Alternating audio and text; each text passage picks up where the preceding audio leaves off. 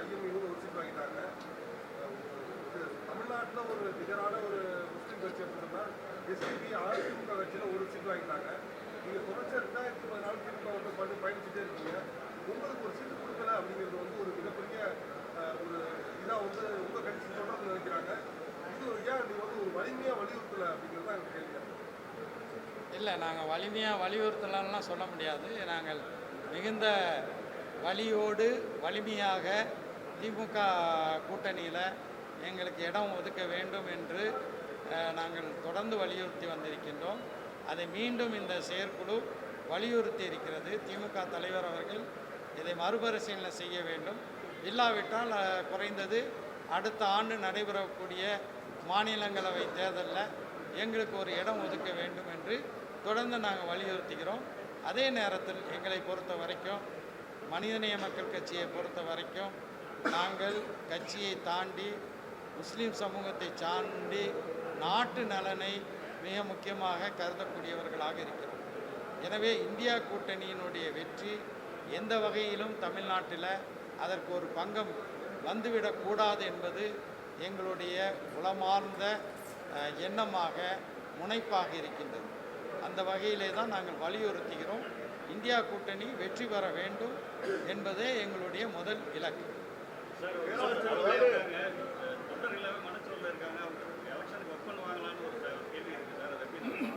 தேர்தல் அறிவிக்கட்டும், அறிவிப்புகள் வரும்.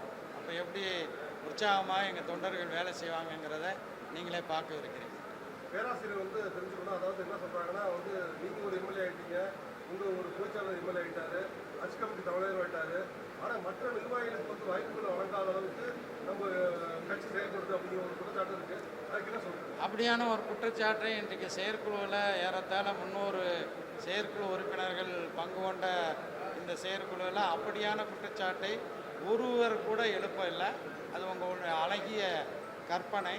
இது ஒரு ஜனநாயக ரீதியான அமைப்பு.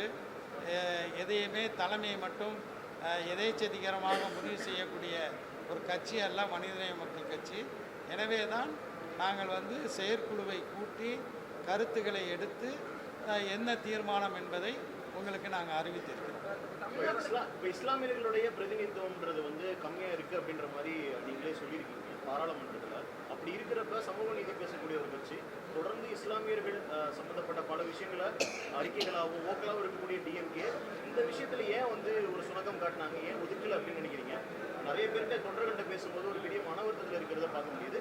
குறைஞ்சபட்சம் ஒரு எதிர்ப்பு அப்படிங்கிறது வந்து ஒரு தொண்டர்களுக்கு ஒரு உத்வேகமாக இருக்கும் அப்படின்னு நீங்கள் நினைக்கிறீங்களா கம்மிங் எலெக்ஷன்ஸில் வேலை பார்க்குறதுக்காக? அதாவது நாங்கள் வந்து திமுகவினுடைய தொகுதி பங்கீட்டு குழுவில் பேசும்போது மிக தெளிவாகவே நாங்கள் சொன்னோம்.